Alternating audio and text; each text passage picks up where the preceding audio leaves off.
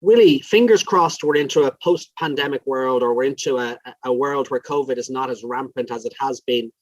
Where do you see global aviation at the moment? It got a walloping over the last 2 years. Is it still strong? Does it have a fair chance of recovery? I believe the outlook is actually quite positive. We've come through a really torrid time.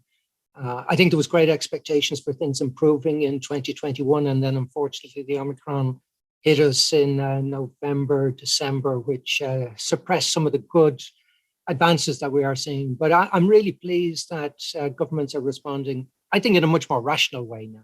They've removed a lot of the restrictions they imposed when the new variant was first identified. And I think we've got to be positive about 2022. So personally, I'm looking forward to a much better year as the industry rebuilds.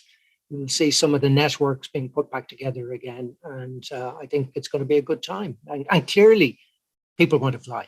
That's the good thing. We've seen that through everything that's happened in 2021. When you remove restrictions, the recovery in demand happens pretty quickly. Yeah, there's a lot of pent-up demand there. All the research shows that, and we hope Irish tourism will benefit accordingly. In terms of on the supply side of stuff, airlines have, their balance sheets have been completely eroded. A lot of governments around the world have taken a stake in airlines. In many ways, we went back to the 1970s at one stage. But do you think the airline industry can sort of, if you like, restore those balance sheets? I mean, there's a lot of talk about higher fares and that sort of stuff. And in many ways, they will need to bring in revenue fairly quickly, won't they? Yeah, but I think restoration of the balance sheet will take time. I think fares are likely to be more impacted by the high price of oil in the short term. As you know, the fuel typically represents about 25% of an airline's cost base. But we've seen in January, oil prices were 80% higher than they were in January 21. And actually at some of the highest levels we've seen in many years. So, that clearly will play into airfares as we go through the year. Now, the positive is if you believe in forecasts for oil prices, the oil price should start to taper off and ease off as we go through the year. And the other positive I would take is normally a high oil price represents a strong economy, and strong economy, I think, will be good for the industry. Yeah. But I think, your point about balance sheets is absolutely right. Balance sheets have been shredded over the past 2 years, and airline management teams will have to work to repair that damage. But I think that will be done over a couple of years. I don't think that's going to have an immediate impact on prices. Yeah. And I suppose, I talk about a post-pandemic world, but COVID is still around. It'll reemerge in some form or another. But I think what we're all anxious about is that government doesn't kind of reach for, the stick to beat the travel and tourism sector with and close our sector down, because we seem to be first hit and hardest hit by restrictions. I agree with you. And quite honestly, I don't think there's any justification for the restrictions that were introduced. We commissioned some research at IATA, which shows that, in effect, you would have to have known that these variants were going to come along. You would have to have imposed the restrictions well before the arrival of the variant. And the biggest impact actually in suppressing the transmission is domestic restrictions. In other words, putting everything into lockdown.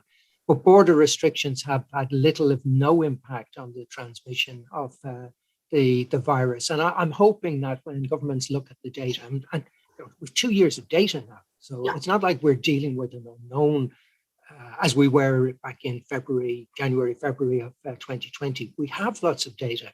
And I'm optimistic that will play to a much more rational and measured response from governments as we go forward. Yeah, and even the World Health Organization the other day said that the sort of travel restrictions imposed after Omicron were sort of pointless and futile. Yeah, well, closing your border after you've identified that the variant is in your country is nonsense.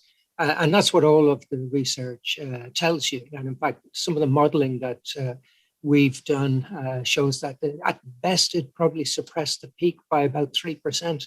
But the economic harm and damage and the financial impact that it's had is massive compared to that. Yeah. In your IATA role, you're obviously looking at the global picture, but if you can look at Ireland for a moment, where do you see Irish aviation at the moment? Because, we nearly have the harshest restrictions across all of Europe. IAG, which you know very well, effectively, couldn't travel in and out of Ireland in any meaningful way. The same for Ryanair, the same for other airlines that flew in and out of the island. There's a huge steep mountain to climb, isn't there? Yes, there is. And yeah, the data supports exactly what you've said. The restrictions in Ireland were very severe.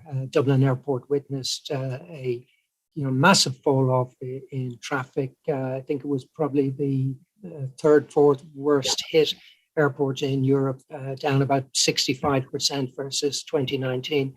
Aer Lingus and Ryanair both heavily impacted by it. It's tough on Aer Lingus because you had the closure of the US to Europeans as well. Europeans couldn't travel into the US. So, you had a lot of problems impacting on the industry. I'm hopeful that things will recover. You'd sort of feel more positive if you could have seen the benefit of all those closures. But, as we all know, Ireland had very high levels of transmission of the virus. So again, closing the borders really didn't do anything to help the situation. So it's going to take a bit of time to rebuild the networks out of Dublin. But actually, the market there, I think, is pretty robust. And, we all enjoy spending time in Ireland.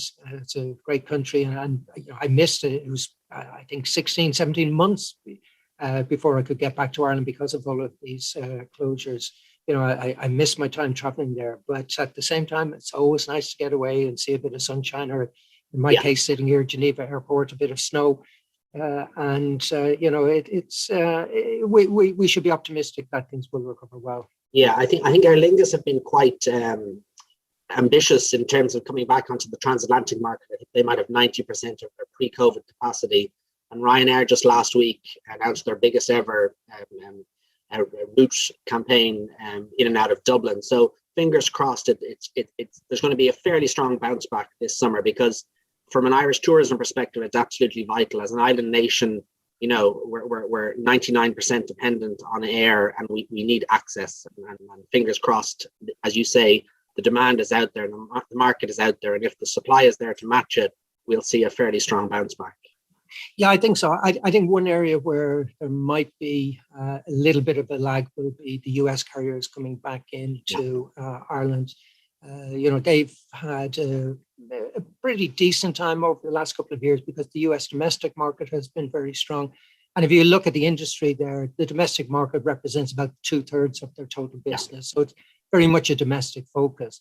But as they rebuild their networks and some of the challenges they have with, particularly with, labor, because they've lost a lot of people, and the industry is struggling now, particularly in the US. We've seen them struggle to attract people back into the industry or to recruit new people.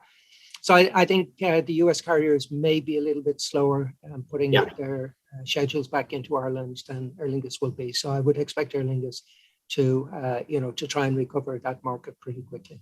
Yeah, maybe an opportunity there for Aer Lingus to grow market share. Talk to us about sustainability for a couple of minutes, Willie, because it's a key issue for the globe. Obviously, it's the existential issue that we all have to address. Aviation and tourism and travel has to play its role. We in Ireland are coming up with a new national tourism policy later this year. Sustainability will be at its heart. But one of the sort of issues will be, as I mentioned, Ireland being an island nation, very dependent on air access. And aviation is an emitter of carbon, particularly obviously with fuel. Saying that, I know the aviation world and led by IATA is very serious about this issue and has a commitment to be net zero by 2050. How achievable is that in your view? And what's the commitment by the aviation sector globally? Well, you put it very well. It is an existential issue. We have to demonstrate on behalf of the industry that we are not just committed to doing it, but can actually achieve it. And that's the important bit. There's no point in trying to convince people we have very exciting plans if we don't have a credible pathway to achieving net zero in 2050. So I think the first challenge for us was to get the industry to agree to net zero in 2050. And I'm pleased that we've done that. The second was to map out how we're going to do that. And in the short to medium term, what the airline industry is committed to is the introduction and widespread use of sustainable aviation fuels. And I think that is going to be a real game changer It's, the science here is absolutely proven. We're using these sustainable fuels today. In effect, what you're doing is you're recycling the CO2. It's not the long-term answer, but in the short to medium term, it will help to achieve part of the goal. Beyond that, and it's new technology. So you may have seen a lot of excitement about the potential for hydrogen-powered aircraft. I was quite skeptical myself within the last 12 months. I've changed my view on this because I'm seeing a real commitment on the part of manufacturers. The challenge with hydrogen, though, is we have to be able to produce the hydrogen in a sustainable way. I'm convinced that the technology for hydrogen-powered aircraft exists, but getting production of hydrogen in a truly sustainable way will be a challenge. But the good news is the industry is committed. The industry has a credible pathway. We're using proven science, so it's not science fiction. And just on that point, science fiction, like I'm a layman from an environmental sustainability perspective, and sustainable aviation fuel to me sounds more wishful thinking than a reality. But you're actually saying that the R&D is in place and it's being produced at the moment, is it? But just maybe not at scale or not at a price that's viable. Yeah, the problem with sustainable fuels today is the price. So it's about 2.5 times the price of jet kerosene. So going back to what I said, with fuel representing about 25% of an industry's cost base, that would represent a massive increase in costs, and that clearly will have an impact on pricing. So I think the achievement of net zero is going to impact on ticket prices, as we move in that direction. But the challenge for sustainable fuels is to ramp up the production, because we've got low scale production, which leads to high unit costs. As we increase production, we'll get the unit cost benefit of that. But it's a proven science. So my previous role at British Airways and IAG, we're investing in waste to liquid. So this is creating a sustainable jet, if you like, biofuel from waste. And it's science that's been around for 50, 60 years. So nothing new from a scientific point of view. We've just got to translate what is technically possible into something that's commercially feasible. Right. And of course, it's not just airlines or manufacturers, it's a whole collective effort. And I suppose we have to include governments in that. I mean, if incentives or a low tax regime can be allocated towards the sustainable fuel side of the business, it makes everything a bit more achievable. Absolutely. And, governments have traditionally provided a lot of incentives and support for sustainable road fuels for road transport. So we would argue strongly, in fact, that, that support should have been aimed at the airline industry, because decarbonizing road transport is going to be a lot easier than decarbonizing air transport. So I'm optimistic. We are seeing a number of governments around Europe in particular, and indeed the US, very aggressive in the US. I've got to give credit to the US administration, putting much more support behind sustainable aviation fuels than we've seen in the past. Great, Willie. Thank you so much for your time. Thank you very much.